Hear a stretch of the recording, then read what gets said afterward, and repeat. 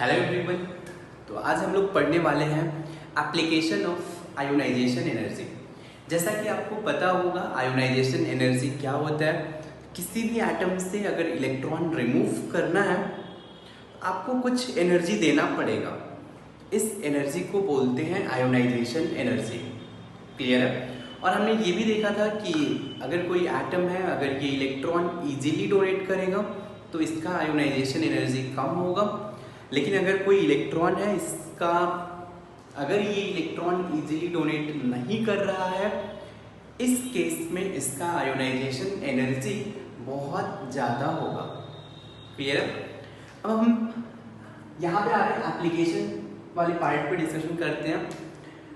देखो application of ionisation energy में पहला एप्लीकेशन है, आप ऐसे सोचें कि कोई एटम है और इस एटम के पास सिर्फ वन वैलेंस इलेक्ट्रॉन है, राइट। वन वैलेंस इलेक्ट्रॉन का मतलब ये है कि ये वन इलेक्ट्रॉन इजीली डोनेट कर सकता है। लेकिन जैसे ही आप सेकेंड इलेक्ट्रॉन रिमूव करेंगे तो सेकेंड इलेक्ट्रॉन रिमूव करते टाइम आपको बहुत ज़्यादा एनर्जी देना पड़ेगा।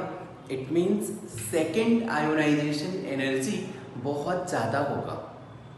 इट मीन्स किसी एटम में अगर वन वैलेंस इलेक्ट्रॉन है तो इसका फर्स्ट आयोनाइजेशन एनर्जी कम होगा, लेकिन सेकेंड आयोनाइजेशन एनर्जी में जंप बहुत ज़्यादा होगा, राइट। लेकिन मान लीजिए किसी एटम के पास टू वैलेंस इलेक्ट्रॉन है, टू आउटर मोस्ट इलेक्ट्रॉन है, इसका मतलब आप टू इलेक्ट्रॉन इजीली रिमूव कर सकते हो।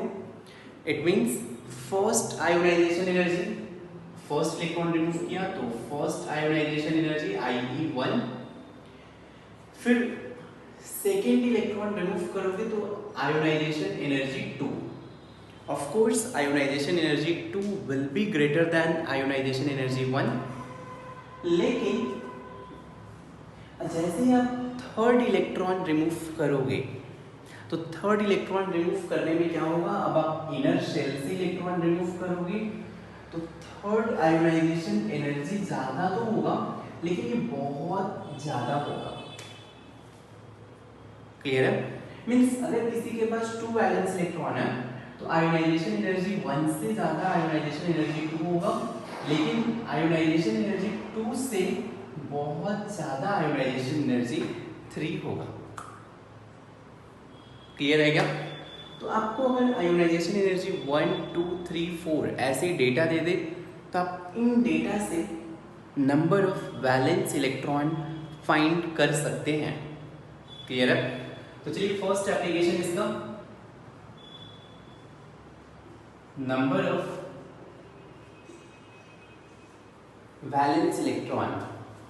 तो आप आयोनाइजेशन एनर्जी के हेल्प से number of valence electron find कर सकते हैं।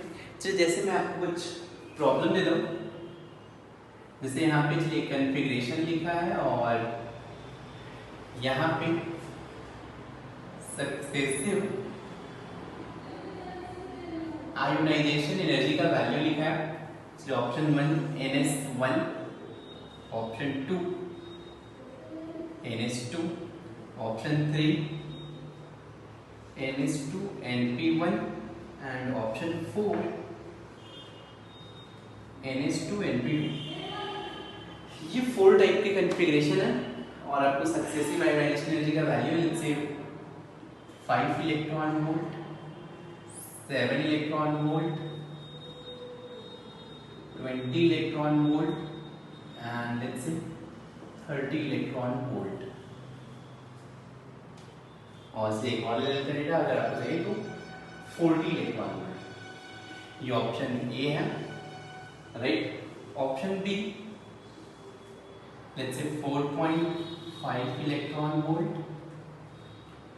आयोनाइजेशन एनर्जी 1 4.5 इलेक्ट्रॉन वोल्ट है, ionisation energy 2 let's say 20 electron volt है, ionisation energy 3 let's say 28 electron volt है, ionisation energy 4 40 electron volt, ionisation energy 5 let's say 60 electron volt है। C option let's say 10 electron volt, फिर 20 electron volt, 35 electron volt और 100 electron volt, 150 electron volt और let's say 220 electron volt. ये option है। फिर option number D, आपके पास option है 7 electron volt, 15 electron volt, 25 electron volt, 45 electron volt and 137 electron volt. ये आपको मैथ्स का फॉलोइंग क्वेश्चन है। यहाँ पे NS1 कन्फिग्रेशन है, यहाँ पे ऑप्शन 2 में NS2 कन्फिग्रेशन है, ऑप्शन 3 में NS2 NP1 है, ऑप्शन 4 में NS2 NP2 है। और आपको यहाँ पे सक्सेसिव आयोनाइजेशन एनर्जी का वैल्यू गिवन है, मीन्स कि आयोनाइजेशन एनर्जी 1 है, ये आयोनाइजेशन एनर्जी 2 है, ionisation energy 3, ionization energy 4, ionization energy 5। आपको ये कुछ वैल्यूज गिवन है, इनके हेल्प से आपको डिसाइड करना है इनका कॉन्फ़िगरेशन क्या होगा। क्लियर है? इसलिए आप चाहे तो वीडियो पॉज करें और 2 मिनट्स के लिए खुद से सोचें, फिर आंसर देखें। देखो यहाँ पे ऑप्शन ए कैसे देखेंगे। देखिए आयोनाइजेशन एनर्जी 1 से 2 ज़्यादा है, 2 से 3 ज़्यादा है, 3 से 4, 4 से 5। आपको देखना है सबसे ज़्यादा जंप कहाँ पे हो रहा है। सबसे ज़्यादा जंप जहाँ पे होगा वहाँ पे इलेक्ट्रॉन इनर शेल से आ रहे होंगे। जैसे यहाँ पे देखिए ऑप्शन ए में 5 से 7 डबल भी नहीं हुआ, लेकिन ये देखिए 7 से 20 यहाँ पे जंप देखेंगे आप ऑलमोस्ट 3 टाइम्स हो रहा है। यहाँ पे ये 1.5 टाइम्स, ये भी थोड़ा सा ही है, मीन्स यहाँ पे मैक्सिमम जंप यहाँ पे हो रहा है। इट मीन्स इसके पास 2 वैलेंस इलेक्ट्रॉन रहे होंगे, थर्ड इलेक्ट्रॉन रिमूव करना डिफिकल्ट रहा होगा। कौन सा ऑप्शन है जिनमें 2 वैलेंस इलेक्ट्रॉन है? ऑप्शन 2, इसलिए ये ऑप्शन 2 का मैचिंग होगा। बी देखा जाए तो 4.5 से ये ऑलमोस्ट 4 टाइम्स जंप हुआ। ये फिर डबल भी नहीं है, ये भी डबल नहीं है, ये भी डबल नहीं है, तो सबसे ज़्यादा जंप यहाँ पे है, इसलिए इस यहाँ पे 1 वैलेंस इलेक्ट्रॉन होगा। 1 वैलेंस इलेक्ट्रॉन मीन्स कॉन्फ़िगरेशन 1 होगा। ऑप्शन सी देखा जाए 10 से 20 डबल हुआ, ये भी डबल भी नहीं हुआ। यहाँ पे देखिए ये 3 टाइम्स हो गया। फिर 100 से 150 बहुत कम, डबल भी नहीं हुआ। फिर 150 से 220 ऑलमोस्ट डबल के आस, डबल भी नहीं हुआ, ये भी मीन्स सबसे ज़्यादा जंप कहाँ पे हो रहा है? यहाँ पे हो रहा है। जंप में आप सब्सट्रैक्ट नहीं करें, आपको देखना है कितना टाइम्स जंप हो रहा है, ये लाइन याद रखेंगे। 35 ऑलमोस्ट 3 टाइम्स जंप हो रहा है, तो इसके पास 3 वैलेंस इलेक्ट्रॉन है, मीन्स कॉन्फ़िगरेशन NS2 NP1 होगा। तो ऑप्शन 3। यहाँ पे देखें 7 से 15 डबल, ये भी डबल भी नहीं हुआ, ये देखें ये भी डबल नहीं हुआ, ये ऑलमोस्ट 3 टाइम्स जा रहा है, तो मैक्सिमम जंप यहाँ पे हो रहा है। तो वैलेंस इलेक्ट्रॉन 1 2 3 4 इलेक्ट्रॉन रिमूव करना इजी रहा होगा, इसीलिए कॉन्फ़िगरेशन NS2 NP2 होगा। क्लियर है? नोट कर लें आप।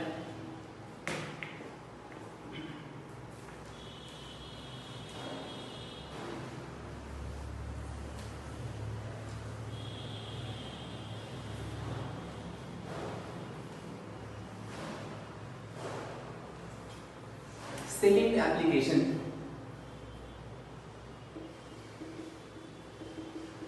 Metallic character. आपको पता है मेटल का काम क्या होता है? मेटल जो इलेक्ट्रॉन डोनेट करते हैं, तो अगर कोई एटम है, अगर ये इलेक्ट्रॉन इजीली डोनेट कर सकता है तो ये मेटल होगा, मीन्स इसमें मेटालिक कैरेक्टर ज़्यादा होगा। अब सोचो अगर ये इलेक्ट्रॉन इजीली डोनेट करेगा तो इसका आयोनाइजेशन एनर्जी कम होना चाहिए या ज़्यादा होना चाहिए? अगर किसी का आयोनाइजेशन एनर्जी कम है इट मीन्स वो इजीली इलेक्ट्रॉन डोनेट करेगा। तो आप क्लियरली बोल सकते हो कि ionization energy decreases, metallic character increases, या फिर ionization energy increases, metallic character decreases, non metallic character increases. Clear है? तो ये है सेकेंड इसका application. Third, stability of oxidation state.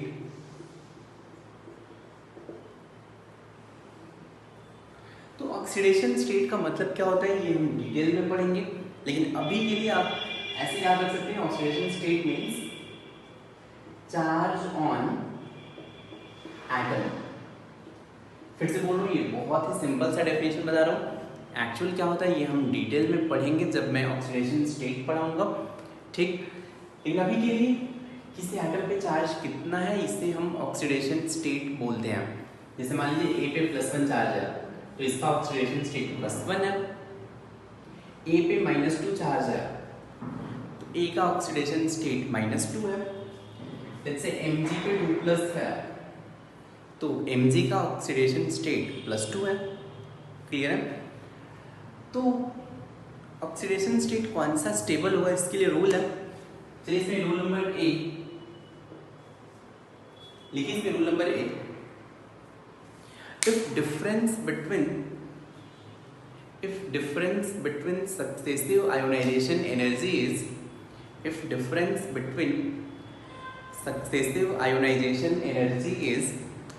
less than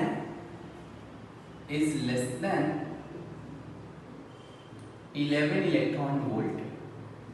If difference between successive ionization energy is less than 11 electron volt, then higher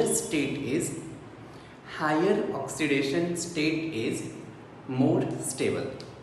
Then higher oxidation state is more stable. अभी मैं इस statement का मतलब समझाऊंगा। रूल नंबर बी, ये लिखिए कि if difference between successive ionization energy is more than 16 electron volt,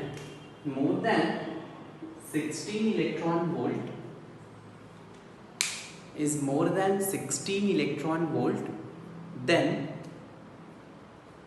lower oxidation state is more stable. अब इस स्टेटमेंट का मतलब क्या है समझने का ट्राई करते हैं। जैसे मान लीजिए कोई एटम है ए गैस, ये बन रहा है A+ गैस, राइट। तो ये इसका आयोनाइजेशन एनर्जी 1 हो गया, राइट। ये इसका IE1 है। क्लियर है? और चलिए ये वैल्यू कुछ मान लेते हैं, जैसे 6 इलेक्ट्रॉन वोल्ट है। जस्ट ऐसे रैंडम डेटा ले लेता हूँ।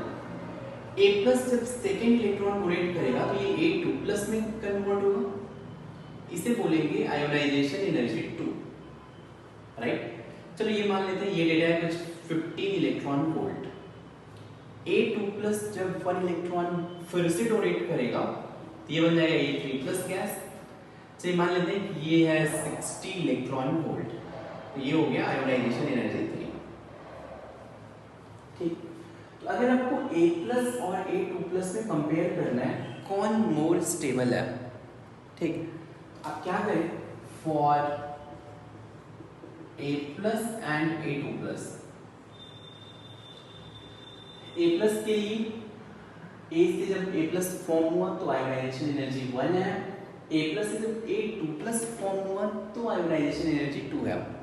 आप इनका डिफरेंस लें, सक्सेसिव आयोनाइजेशन एनर्जी का डिफरेंस लें, तो delta ionization energy is IE2 minus IE1, 15 minus 6, 9 electron volt, and this is less than 11 electron volt. तो अगर ये लेस देन 11 इलेक्ट्रॉन वोल्ट है तो कौन मोर स्टेबल होगा? Higher oxidation state will be more stable. Means अगर मैं stability की बात करूं तो A2 plus will be more stable than A plus 1। Clear है? सिमिलरली अगर आपको A2 plus and A3 plus में कंपेयर करना है, 2 plus के फॉर्मेशन के लिए IE2, A3 plus के फॉर्मेशन के लिए IE3 है। फिर से आप डिफरेंस लें, यहाँ पे delta ionization energy equals to IE3 minus IE2, IE3 का वैल्यू है 60 minus 15, 45, this is greater than 16 electron volt, right. तो अब आप क्या बोल सकते हैं, ये मोर देन 60 इलेक्ट्रॉन वोल्ट है तो lower oxidation state is more stable. तो आप बोल सकते हैं stability A2 plus more than A3 plus। Clear है क्या? तो ये था एप्लीकेशन ऑफ आयोनाइजेशन एनर्जी।